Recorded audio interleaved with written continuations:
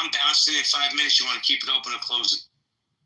We can close it, but I just or that's up to Sig. So let me just ask a question to him. I love sir. I love your voice. Everything you contributed to this room today has been spot on, and I will not argue against any of the points you just made because I agree. But I was highlighting why we as a people don't get along and love each other and trust each other collectively.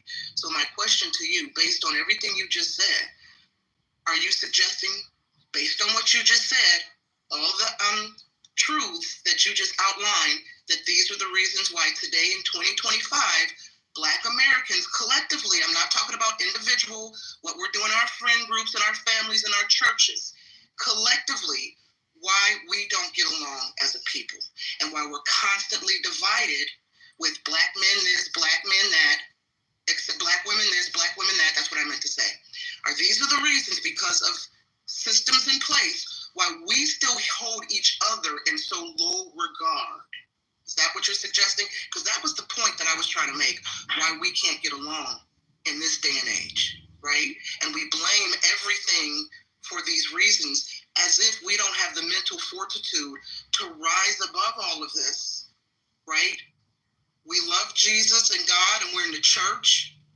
So why today in the 21st century, we're in the age of technology where they can plug a machine up to our brain and we can upload ourselves to the cloud, why we still cannot get along with each other? Are you suggesting because it's the systematic racism and Charlie Kirks of the world? This is just a question so I can get some clarity.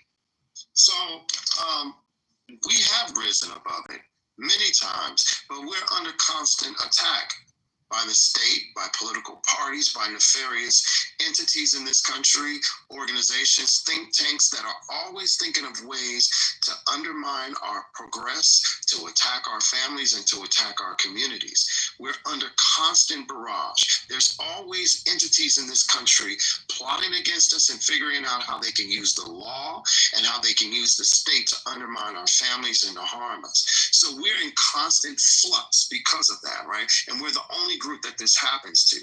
They bring people into this country to play buffer classes against us. The whole model minority trope that is used against us is based off of anti-Blackness. Look it up, model minority. It denotes that Black Americans are lazy and don't want to work, and we have a victim mindset, and that's why we're not successful. But here, look at these Asians. They're successful because they don't have that. It is predicated on anti-Blackness. And I will say, when you talk about technology, well, we can't do what you said yet.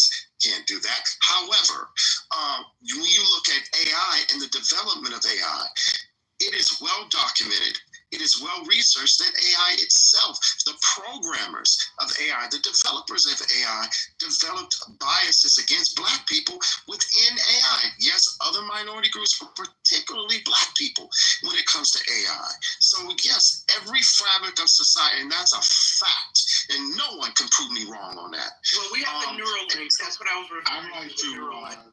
Yeah, every system that exists and every system that is created in this country, including AI, will show you anti-Blackness. Even AI, when you ask AI, is there anti-Blackness within AI? You know what AI will tell you? Yes, there is implicit bias, and it will tell you because the people who developed me or developed AI had biases against Black people, but that because the technology brought other Black people in, there's an attempt to change that reality. Right, but AI admits it. Chime in. Go ahead, Albert. Hold on, Albert. Just give me a second. Sorry. Real quick. No, that's okay. Sig, you're gonna keep it open because 9 and I are gonna be bailing in 5 minutes. What do you want to do, Sig? Yeah, let's close it up in 5 minutes, man. I got some shit I gotta get into. Yeah. Albert. Okay, thank you. Yeah, I tend to lean towards things that are quantifiable and qualitative, and not too ambiguous or esoteric.